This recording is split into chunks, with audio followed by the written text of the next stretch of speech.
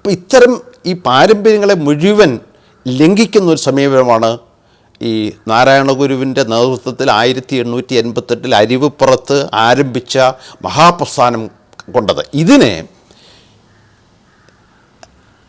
നമുക്കൊരു ഒരു പുതിയ പ്രസ്ഥാനം ഉണ്ടാകുമ്പോൾ ആ പ്രസ്ഥാനങ്ങളെ വിശദീകരിക്കാനും അപഗ്രഥിക്കാനുമായി ചില വിശദീകരണ സംജ്ഞകൾ വേണ്ടിവരും, എക്സ്പ്ലനേറ്ററി കാറ്റഗറി വേണ്ടിവരും. ഇത് ഏതാണ്ട് 1920-ാം നൂറ്റാണ്ടിൻ്റെ തുടക്കത്തിൽ നാരായണഗുരു നേതൃത്വം കൊടുത്ത പ്രസ്ഥാനം വലിയ ജനകീയ പ്രസ്ഥാനമായി വികസിച്ചതോടെ സവർണർ വലിയൊരു കോൺസ്പിറസി നടത്തി. ഇതിനെ മുഴുവൻ കേരള നവോത്ഥാനമെന്ന് പറയുന്ന ഒരു എക്സ്പ്ലനറി കാറ്റഗറി കൊണ്ട് നിർവചിക്കാനുള്ള ശ്രമം തുടങ്ങി. പക്ഷേ അന്ന് ഈ ശ്രീനാരായണ പ്രസ്ഥാനത്തിൻ്റെ SNPയുടെ നേതൃത്വത്തിലുള്ളവർക്ക് പോലും ഒരുപക്ഷെ ഈ ഭാഷാപരമായ ഒരു ട്രാപ്പാണെന്ന് മനസ്സിലാക്കാൻ കഴിഞ്ഞില്ല. അവരാരും തന്നെ ഇതിനെ ചോദ്യം ചെയ്തില്ല. കാരണം ഈ കേരള നവോത്ഥാനം എന്ന് പറയുന്നതിലൂടെ ഇവർ നാരായണഗുരുവിൻ്റെയും സഹോദരൻ്റെ അയ്യപ്പൻ്റെയും ചിന്തയെയും പ്രവൃത്തിയെയും ബംഗാളിൽ 19ാം നൂറ്റാണ്ടിൻ്റെ ആരംഭത്തിൽ രാജാറാം മോഹൻ റായ് എന്ന് പറയുന്ന ബ്രാഹ്മണൻ തുടങ്ങിയതും ബങ്കിം ചന്ദ്ര ചാറ്റർജി, കേശവ ചന്ദ്ര സെൻ, ഈശ്വർ ചന്ദ്ര വിദ്യാസാഗർ, ഇങ്ങനെ ഇവരിലൂടെ കടന്ന് വിവേകാനന്ദൻ എന്ന് പറയുന്ന ഹിന്ദുത്വ ഫാസിസത്തിൻ്റെ തലതൊട്ടപ്പനായ വിവേകാനന്ദനിൽ എത്തി നിന്ന ബംഗാളിലെ സവർണ നവോത്ഥാനത്തിൻ്റെ ഒരു തൊഴുത്തിൽ ഈ വലിയ പ്രസ്ഥാനത്തെ, ഈ വലിയ സംഘർഷത്തിലും കലാപത്തിലും അധിഷ്ഠിതമായ സ്വാതന്ത്ര്യ സമരത്തെ, അവർണ സ്വാതന്ത്ര്യ സമരത്തെ ഈ ബംഗാളിലെ ബ്രാഹ്മണ സവർണ നവോത്ഥാനമെന്ന് പറയുന്ന പ്രതിലോമ പ്രസ്ഥാനത്തിൻ്റെ, ഹിന്ദു പുനരുത്ഥാന പ്രസ്ഥാനത്തിൻ്റെ തൊഴുത്തിൽ കൊണ്ട് കിട്ടുക എന്ന കോൺസ്പിറസിയാണ് കേരളത്തിലെ സവർണ കോൺസ്പിറസിയുടെ ഒരു ലിംഗ്വിസ്റ്റിക് പ്രോഡക്റ്റാണ് ഈ കേരള നവോത്ഥാനം എന്ന് പറയുന്ന സംഗതി, ആശയം. അപ്പം അതുകൊണ്ട് നമ്മൾ ഇന്ന് ഈ സവർണ കോൺസ്പിറസിയിൽ നിന്ന് ഈ നാരായണഗുരുവും സഹോദരനയ്യപ്പനും നേതൃത്വം കൊടുത്ത, അയ്യങ്കാളിയും പണ്ഡിറ്റ് കറുപ്പനും ഒക്കെ നേതൃത്വം കൊടുത്ത പ്രസ്ഥാനത്തെ ലിബറേറ്റ് ചെയ്യണമെങ്കിൽ ഈ പ്രസ്ഥാനത്തെ വിശേഷിപ്പിക്കാൻ ആവശ്യമായ പുതിയ ഒരു എക്സ്പ്ലനേറ്ററി കാറ്റഗറി കണ്ടെത്തേണ്ടതുണ്ട്. അങ്ങനെ ആലോചിക്കുമ്പോൾ ഈ ബംഗാളിലെ സവർണ പുനരുത്ഥാനവാദം, ഇന്ത്യൻ നവോത്ഥാനമെന്നോ ബംഗാൾ നവോത്ഥാനമോ എന്നോ ഒക്കെയുള്ള പേരുകൾ അറിയപ്പെടുന്ന ഈ സവർണ പുനരുത്ഥാന വാദം, പ്രതിലോമകരമായ പുനരുത്ഥാന വാദത്തിൽ നിന്ന് ഇതിനെ ഡിസ്റ്റിങ്വിഷ് ചെയ്യണമെങ്കിൽ ഇതിനൊരു താരതമ്യം ആവശ്യമുണ്ട്. കാരണം ഈ നാരായണഗുരുവും സഹോദരനയ്യപ്പനും നേതൃത്വം കൊടുത്ത പ്രസ്ഥാനം ലോക ചരിത്രത്തിൽ നടന്നിട്ടുള്ള ഏത് തരം പ്രസ്ഥാനങ്ങളോടാണ് കൂടുതൽ സാദൃശ്യപ്പെട്ടിരിക്കുന്നത് എന്ന് ആലോചിച്ചാൽ ഇത് 18ാം നൂറ്റാണ്ടിൽ യൂറോപ്പിൽ നടന്ന എൻലൈറ്റൻമെൻറ്റ്, യൂറോപ്യൻ എൻലൈറ്റൻമെൻറ്റ് എന്ന പ്രസ്ഥാനത്തോടാണ് കൂടുതൽ അടുത്ത് നിൽക്കുന്നത്. കാരണം എൻലൈറ്റൻമെൻറ്റും നവോത്ഥാനവും തമ്മിലുള്ള വ്യത്യാസം, നവോത്ഥാനം ഫ്രഞ്ച് വാക്കായ റിനൈസാൻസ് എന്ന റിനൈസാൻസിൻ്റെ പരിഭാഷയാണല്ലോ നവോത്ഥാനം എന്ന് പറയുന്നത്.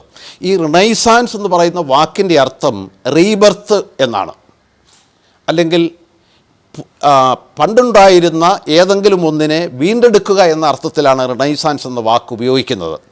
പക്ഷേ ഈ വീണ്ടെടുപ്പ്, പുനർജന്മം എന്ന അർത്ഥത്തിലാണെങ്കിൽ പോലും 15-16 നൂറ്റാണ്ടുകളിൽ ഇറ്റലിയിലും മറ്റ് യൂറോപ്യൻ രാജ്യങ്ങളിൽ നടന്ന റിനൈസൻസ് എന്ന പേരിൽ അറിയപ്പെടുന്ന പ്രസ്ഥാനം വാസ്തവത്തിൽ പുരോഗമനപരമാണ്. അവർ വീണ്ടെടുത്തത് ഈ ജീർണ ബ്രാഹ്മണ സംസ്കാരത്തെയും അതിൻ്റെ മന്ത്രവാദ കുരുതി തന്ത്രങ്ങളെയും ഒന്നുമല്ല അവർ വീണ്ടെടുത്ത്. അവർ ഗ്രീക്ക് തത്വചിന്തയെയും ഗ്രീക്ക് കലയെയും ഗ്രീക്ക് സാഹിത്യത്തെയും ഒക്കെയാണ് അവർ റിക്കവർ ചെയ്തത്. അതുമാത്രവുമല്ല, ഈ യൂറോപ്യൻ എൻലൈറ്റ്മെൻറ്റിന് തന്നെ പ്രചോദകമായ ഹ്യൂമനിസം എന്ന് പറയുന്ന ഒരു തത്വചിന്ത പ്രസ്ഥാനത്തിന് രൂപം കൊടുക്കാനും യൂറോപ്യൻ റിനൈസൻസിന് കഴിഞ്ഞിട്ടുണ്ട്. അപ്പോൾ ആ അർത്ഥത്തിൽ യൂറോപ്യൻ റിനൈസൻസും ബംഗാൾ ഇന്ത്യൻ റിനൈസൻസും തമ്മിൽ പോലും യാതൊരു ബന്ധവുമില്ല. പക്ഷെ അങ്ങനെ ആയിരിക്കുമ്പോൾ പോലും ഈ എൻലൈറ്റൻമെൻറ്റ് 18ാം നൂറ്റാണ്ടിൽ റൂസോ, വോൾട്ടയർ, മോണ്ടസ്ക്യൂ, ദിദറോത്ത് ഇവരാരും തന്നെ ഒരു തരത്തിലും ഭൂതകാലത്തെ ഇൻവോക്ക് ചെയ്തിട്ടില്ല. അവർ കാരണം അന്ന് ഈ എൻലൈറ്റൻമെൻറ്റ് ആരംഭിക്കുമ്പോൾ യൂറോപ്പ് എന്ന് പറയുന്നത് ഒരു ക്രൈസ്തവ അന്ധകാരത്തിൽ മൂടിക്കിടക്കുന്ന ഒരു കാലഘട്ടമാണ്. അപ്പോൾ ഒരു നല്ല ക്രിസ്തുമതത്തെ അവർ ഭാവന ചെയ്തില്ല. ഇന്നത്തെ കത്തോലിക്കാ സഭ ജീർണിച്ചെങ്കിലും ഒറിജിനൽ ക്രിസ്ത്യാനിറ്റി, ജീസസിൻ്റെ ഒറിജിനൽ ആശയങ്ങൾ നല്ലതായിരുന്നു, അതിനെ വീണ്ടെടുക്കാം എന്നല്ല അവർ പറഞ്ഞത്. അവർ പൂർണ്ണമായും ക്രൈസ്തവ പാരമ്പര്യത്തെ പൂർണ്ണമായും നിരാകരിച്ചുകൊണ്ട് പുതിയ കാര്യങ്ങളെ ഇമാജിൻ ചെയ്യുകയായിരുന്നു. അതാണ് എൻലൈറ്റൻമെൻറ്റ് എന്ന് പറയുന്നത്. റിനൈസൻസ് തമ്മിലുള്ള വ്യത്യാസം. റിനൈസൻസിനൊരു പാസ്റ്റുണ്ട്. അത് പാസ്റ്റിൻ്റെ പേരിലാണ്. പാസ്റ്റിൽ നല്ലതും ചീത്തയും ഉണ്ടാകും, നല്ലതിനെ നമുക്ക് വീണ്ടെടുക്കാം എന്നതാണ് റിനൈസൻസിൻ്റെ ഒരു പൊതു അർത്ഥമെന്ന് പറയുന്നത്. പക്ഷേ യൂറോപ്യൻ എൻലൈറ്റൻമെൻറ്റ് ചിന്തകർ എല്ലാ തരത്തിലുള്ള പാസ്റ്റിനെയും നിരാകരിക്കുകയും വർത്തമാനത്തിൽ തന്നെ ഭാവി നിർമ്മിക്കാൻ ആവശ്യമായ റിസോഴ്സസ്, വിഭവങ്ങൾ ലഭ്യമാണ് എന്ന ഒരു വിശ്വാസത്തിലാണ് ഏർപ്പെടുത്തി. അതുകൊണ്ട് ഈ റിനൈസൻസിന് ഭൂതകാലമുണ്ടെങ്കിൽ, പാസ്റ്റ് ഉണ്ടെങ്കിൽ, എൻലൈറ്റൻമെൻറ്റ് എന്ന പ്രസ്ഥാനത്തിന് ഒരു തരത്തിലുള്ള പാസ്റ്റുമില്ല. അത് വർത്തമാനത്തിൽ നിന്നുകൊണ്ട് ഭാവിയെക്കുറിച്ച് ചിന്തിക്കുകയും ഭാവിയെ വിഭാവന ചെയ്യുകയും ചെയ്യുന്ന ഒരു പുതിയ തരം പ്രസ്ഥാനമാണ് എൻലൈറ്റൻമെൻറ്റ് എന്ന് പറയുന്നത്. ഇപ്പോൾ കേരളത്തിൽ നാരായണഗുരു സഹോദരനയ്യപ്പൻ ചെയ്തതാണ്. ഒരു നാരായണഗുരുവിൻ്റെ കൃതികളും അദ്ദേഹത്തിൻ്റെ പ്രസംഗങ്ങളും ഒക്കെ നോക്കിക്കഴിഞ്ഞാൽ അദ്ദേഹം ഒരു ബ്രാഹ്മണിക്കൽ സംസ്കൃത പാരമ്പര്യത്തെയോ സംസ്കൃത ഗ്രന്ഥത്തെയോ തൻ്റെ പ്രവർത്തനങ്ങളുടെയും തൻ്റെ ആശയങ്ങളുടെയും സാധൂകരണത്തിനും അദ്ദേഹം ഉദ്ധരിച്ചിട്ടില്ല. അദ്ദേഹം തള്ളിക്കളയുകയാണ് ചെയ്തത്. അദ്ദേഹം ഈ നടത്തിയ മതപ്രതിച്ഛായ ഉണ്ട് എന്ന് പറയാവുന്ന ഒരു പ്രവർത്തനമാണല്ലോ ഈ ക്ഷേത്ര സ്ഥാപനങ്ങളെന്ന് പറയുന്ന. അപ്പോൾ ഈ ക്ഷേത്ര സ്ഥാപനങ്ങളിൽ അദ്ദേഹം തന്നെ യഥാർത്ഥത്തിന് അദ്ദേഹത്തിന് വിശ്വാസം ഉണ്ടായതുകൊണ്ട് അദ്ദേഹം പറഞ്ഞിട്ടുണ്ട്, ക്ഷേത്രങ്ങൾ വേണ്ട, ആദ്യ സമയത്ത് ക്ഷേത്രങ്ങൾ വേണ്ട എന്ന് പറഞ്ഞാൽ ജനങ്ങൾക്കത് സ്വീകാര്യമാവുകയില്ല. അതുകൊണ്ടാണ് നാം അവർക്ക് വേണ്ടി ക്ഷേത്രങ്ങൾ പണിതത്. പക്ഷേ ക്ഷേത്രം ആളുകളെ യുണൈറ്റ് ചെയ്യുന്നതിനും വിദ്യാഭ്യാസത്തിനുമൊക്കെ ഉള്ള ഒരു സങ്കേതം എന്ന നിലയ്ക്കാണ് എല്ലാ എന്നാണ് ഞാൻ ഉദ്ദേശിച്ചത്. എല്ലാ ക്ഷേത്രങ്ങളിലും ഈ ലൈബ്രറി വേണം, വായനശാലകൾ വേണം, പുസ്തകശാലകൾ വേണം, തൊഴിലഭ്യസിക്കാനുള്ള കേന്ദ്രങ്ങൾ തുടങ്ങണം, വിശാലമായ വൃത്തിയുള്ള മുറ്റങ്ങളുണ്ടാകണം എന്നൊക്കെ അദ്ദേഹം പറഞ്ഞു. പിന്നെ കുറേ കാലം 17 അടുപ്പിച്ചപ്പോഴത്തേക്കിന് ക്ഷേത്ര നിർമ്മിക്കാൻ വേണ്ടി പല സ്ഥലങ്ങളിൽ നിന്ന് ആളുകൾ വന്ന് അദ്ദേഹത്തെ ക്ഷണിച്ചപ്പോൾ പറഞ്ഞു, ഞാൻ ക്ഷേത്രങ്ങൾ ഉണ്ടാക്കിയത് ഇങ്ങനെയൊക്കെയുള്ള നല്ല കാര്യങ്ങൾ ഉണ്ടാവും എന്ന് വിചാരിച്ചിട്ടാണ്. പക്ഷേ ഫലം അനുഭവം മറിച്ചാണ് സംഭവിച്ചത്. ക്ഷേത്രങ്ങളിൽ നിന്ന് മാറാല മൂടി ഈ വവ്വാല് കയറുന്ന വൃത്തികെട്ട കേന്ദ്രങ്ങളായി മാറിക്കുന്നത്. അതുകൊണ്ട് ഒരു കാരണവശാലും ഇനി ക്ഷേത്രം ഉണ്ടാക്കരുത്, ഇനി വേണ്ടത് വിദ്യാലയങ്ങളാണ്. മറ്റൊരു സന്ദർഭത്തിൽ അദ്ദേഹം ഈ ആലുവയിൽ ഈ അദ്വൈതാശ്രമത്തിൻ്റെ ഭാഗമായിട്ടൊരു സംസ്കൃത വിദ്യാപീഠം ഉണ്ടാക്കിയിരുന്നു. പക്ഷെ കുറേ കഴിഞ്ഞ് അദ്ദേഹത്തിനോട് ഒരാൾ വന്നിട്ട് അവരുടെ നാട്ടിൽ ഒരു സംസ്കൃത വിദ്യാലയം ആരംഭിക്കണമെന്ന് പറഞ്ഞപ്പോൾ നാരായണഗുരു പറഞ്ഞത്, ഈ സംസ്കൃതം പഠിച്ചാൽ അർത്ഥം പറയാം, മീനിങ് എന്നുള്ള അർത്ഥത്തിൽ. പക്ഷേ വിദ്യ പഠിച്ചാൽ, സാങ്കേതിക വിദ്യ പഠിച്ചാൽ അർത്ഥം നേടാം, എന്നുവെച്ചാൽ സമ്പത്ത് നേടാം. ഇതിലേത് വേണമെന്ന് ചോദിച്ചു. അപ്പോൾ ഈ സംസ്കൃതത്തോടുള്ള സമീപനം അദ്ദേഹം ഇതായിരുന്നു. സംസ്കൃതം ഒരു കേമം ഭാഷയായിരുന്നു എന്നുള്ള ധാരണയൊന്നും അദ്ദേഹത്തിനില്ല. അദ്ദേഹം സംസ്കൃതം പഠിച്ചിട്ടുണ്ട്, അത്രയേ ഉള്ളൂ. സംസ്കൃത ഗ്രന്ഥങ്ങൾ വ്യാഖ്യാനിക്കാനും സംസ്കൃതത്തിൽ കവിത എഴുതാനും ഒക്കെ ഉള്ള കഴിവ് അദ്ദേഹത്തിനുണ്ടായിരുന്നു. അല്ലാതെ സംസ്കൃതം ഒരു കാരണവശാലും പ്രോത്സാഹിപ്പിക്കേണ്ടതല്ല. ഇംഗ്ലീഷ് ഭാഷാ പരിജ്ഞാനം ഉണ്ടെങ്കിൽ മാത്രമേ ആധുനിക കാലഘട്ടത്തിൽ അറിവും തൊഴിലും നേടാൻ കഴിയുകയുള്ളൂ എന്ന വിശ്വാസക്കാരനായിരുന്നു നാരായണഗുരു. അതുപോലെ അദ്ദേഹത്തിൻ്റെ പ്രശസ്തമായ വരിയാണല്ലോ, ഒരു ജാതി, ഒരു മതം, ഒരു ദൈവം, മനുഷ്യന്. മതമേതായാലും മനുഷ്യൻ നന്നായാൽ മതി. അപ്പം നാരായണഗുരു ഇവിടെ ചിന്തിക്കുന്നത് മതപരിഷ്കാരത്തെക്കുറിച്ചല്ല, നന്നാകേണ്ട മനുഷ്യനെക്കുറിച്ചാണ്. മനുഷ്യൻ എങ്ങനെയാണ് മനുഷ്യനെ നന്നാക്കാൻ പറ്റുന്നു, ഇംപ്രൂവ്മെൻറ്റ് ഓഫ് ഹ്യൂമൻ ബീയിങ്സ്, മാൻ. അതിന് മതം ഏതുമായിക്കൊള്ളട്ടെ. അപ്പോൾ എല്ലാ മതങ്ങളും അദ്ദേഹത്തിന് യാതൊരു പ്രയോറിറ്റിയും കൊടുത്തിട്ടില്ല. മതമല്ല അദ്ദേഹത്തിന് പരിഗണന, ആയിരുന്നില്ല. മനുഷ്യൻ്റെ ഉത്കർഷയും മനുഷ്യൻ്റെ അഭിവൃദ്ധിയും മനുഷ്യൻ്റെ ഉയർച്ചയുമായിരുന്നു അദ്ദേഹത്തിൻ്റെ മുൻഗണന. അതുപോലെ തന്നെ അദ്ദേഹം SNDPയിൽ നേതൃത്വത്തോട് ആവശ്യപ്പെട്ടു, ഇനി എല്ലാ അവർണ ജാതികളിലും പെട്ട ആളുകൾക്ക് SNDPയിൽ അംഗത്വം കൊടുക്കണം. അതിന് കാരണമായി അദ്ദേഹം പറഞ്ഞത്, ഈഴവൻ, ഈഴവ എന്ന് പറയുന്നത് ഏതെങ്കിലും ജാതിയെ സൂചിപ്പിക്കുന്ന ഒരു പദമല്ല. ഇത് മുഴുവൻ മർദ്ദിത ജാതികൾ ഉൾപ്പെടുന്ന ദ പീപ്പിൾ, ജനതയാണ് എന്ന അർത്ഥത്തിലാണ് അദ്ദേഹം പറഞ്ഞത്. അതുകൊണ്ട് ജനതയായി മാറാനുള്ള അവകാശം നമ്മളെല്ലാവർക്കും എല്ലാ മർദ്ദിത ജാതികൾപ്പെട്ട ആളുകൾക്ക് അനുവദിച്ചു കൊടുക്കണം. അതിന് സംഘടനാപരമായ കാര്യങ്ങൾ തീരുമാനിക്കാനായിട്ട് ഒരു കമ്മിറ്റി എടുത്തിരുന്നു. കമ്മിറ്റിയുടെ ശുപാർശയും ഈ SNDPയിൽ എല്ലാ ജാതിക്കാർക്കും അധസ്ഥിത ജാതിയിൽപ്പെട്ട എല്ലാവർക്കും അംഗത്വം കൊടുക്കാവുന്നതാണ് എന്നതായിരുന്നു ശുപാർശ. പക്ഷേ പല കാരണങ്ങൾ കൊണ്ട് പ്രായോഗികമായി അത് നടപ്പായില്ല. അപ്പോൾ ഇതിൽ നിന്നെല്ലാം തെളിയുന്നത് കേരളത്തിൽ നാരായണഗുരു, അയ്യങ്കാളി, സഹോദരൻ അയ്യപ്പൻ, പണ്ഡിറ്റ് കറുപ്പൻ, പൊയ്കയിൽ അപ്പച്ചൻ ഇവരൊക്കെ നേതൃത്വം കൊടുത്ത പ്രസ്ഥാനത്തെ ഈ ഭാരതീയ ബംഗാൾ നവോത്ഥാനം എന്ന് പറയുന്ന ജീർണതയെ സൂചിപ്പിക്കുന്ന പദപ്രയോഗമായ നവോത്ഥാനം കൊണ്ട് വിശേഷിപ്പിക്കാൻ പാടില്ല. അതിന് കൂടുതൽ സാദൃശ്യം ചിന്താപരമായും പ്രവൃത്തിപരമായും കൂടുതൽ ആജാദ്യവും ബന്ധമുള്ളത് യൂറോപ്യൻ എൻലൈറ്റൻമെൻറ്റിനോടാണ് എന്നതുകൊണ്ട് നമ്മൾ അതിൻ്റെ പട്ടികയിലാണ്. എന്ന് വെച്ചാൽ ഇത് ലോകചരിത്ര പ്രാധാന്യമുള്ള ഒരു പ്രസ്ഥാനമാണ് കേരളത്തിൽ നടന്നത്. കാരണം ഈ 88 നാരായണഗുരുവിൻ്റെ ഈ പ്രവൃത്തിയെപ്പറ്റി പലരും പറയുന്നത് നമ്മുടെ ശിവൻ ഈഴവശിവൻ ഒക്കെയാണ്. പക്ഷേ അതല്ല അവിടെ പ്രധാനമായിട്ടുള്ളത്. എന്ത് ശിവനും ആയിക്കൊള്ളട്ടെ, അവിടെ എഴുതി വെച്ച വാചകമാണ് ജാതിഭേദം മതദ്വേഷം ഏതുമില്ലാതെ മനുഷ്യരെല്ലാം സോദരത്തേന വാഴുന്ന മാതൃകാ സ്ഥാപനം. നിങ്ങൾ ലോകത്ത് ഏത് മതത്തിൽപ്പെട്ട ആരാധനാലയം എടുത്ത് നോക്കിയാലും ഒരു ആരാധനാലയത്തിലും ഇങ്ങനെ ഒരു സ്റ്റേറ്റ്മെൻറ്റ് ഉണ്ടാവത്തില്ല. ഈ കഴിഞ്ഞ 2000-2500 വർഷത്തെ സംഘടിത സ്ഥാപന മതങ്ങളുടെ ചരിത്രത്തിലുള്ള വലിയ പ്രൗഢമായ ദേവാലയങ്ങളുണ്ട് ലോകത്ത് പല സ്ഥലങ്ങളിലും. അവിടെ ഒന്നും തന്നെ ഇതെല്ലാം ജാതിഭേദവും മതദേശവും ഇല്ലാതെ മുഴുവൻ മനുഷ്യർക്ക് ഒന്നിച്ചുകൂടാവുന്ന സെക്യുലർ സ്പേസാണിത് എന്ന ഒരു പ്രസ്താവന ലോകത്തൊരു മത ആരാധനാ കേന്ദ്രത്തിൽ ഇതുവരെ നമ്മൾ കണ്ടിട്ടില്ല. അപ്പോൾ നാരായണഗുരു 1888 നടത്തിയത് ഒരേ സമയം ക്ഷേത്രസ്ഥാപനവും ക്ഷേത്രധ്വംസനവുമാണ്.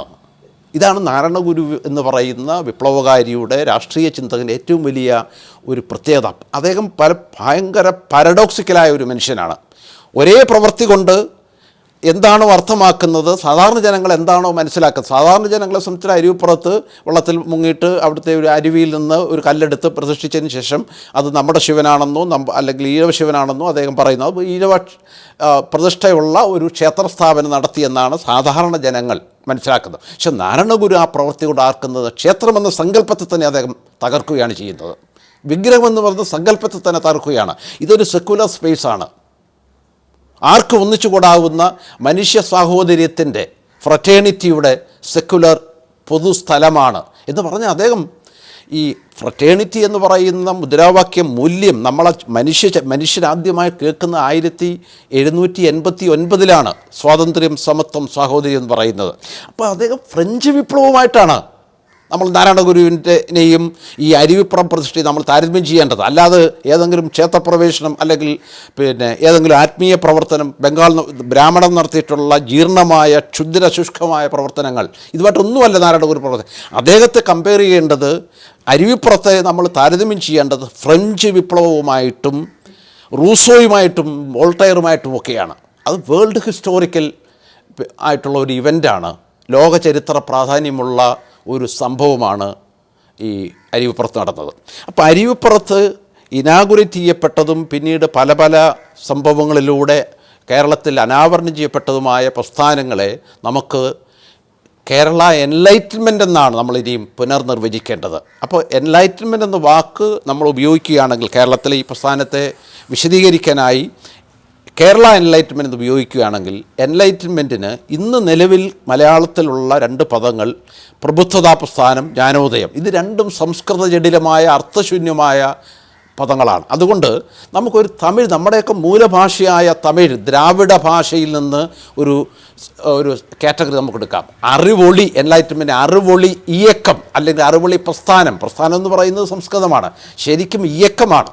അറിവൊളി ഇയക്കം എന്ന് നമുക്ക് പുതിയ ഒരു എക്സ്പ്ലനൻ്റ് കാറ്റഗറി കൊണ്ടുവരണം. അതുകൊണ്ട് ഈ നമ്മുടെ കേരളത്തിലെ ഈ അധസ്ഥിത നേതാക്കന്മാർ നടത്തിയ ആവിഷ്കരിച്ച ചിന്തയുടെയും പ്രവൃത്തിയുടെയും കലാപാത്മകതയിൽ വിശ്വസിക്കുന്ന എല്ലാവരും വളരെ ബോധപൂർവം ഈ നവോത്ഥാനം, പ്രബുദ്ധത പിന്നെ നവോത്ഥാനം എന്ന ടേം ഉപയോഗിക്കാൻ പാടില്ല, നമ്മൾ ബോധപൂർവം കേരള അറുവൊളി ഇയക്കം എന്ന് എഴുതാനും പറയാനും നമ്മൾ ഇനി ബോധപൂർവ്വം ശ്രദ്ധിക്കണം. കാരണം ഒരു പുതിയ പ്രസ്ഥാനം കേരള അറുവൊളി സംഭവിച്ചു, കേരളത്തിൽ ആ അറുവളിയെക്കുറിച്ച് നിന്നുള്ള പുതിയ പുതിയ വ്യവഹാരങ്ങൾ ആരംഭിക്കുന്നു.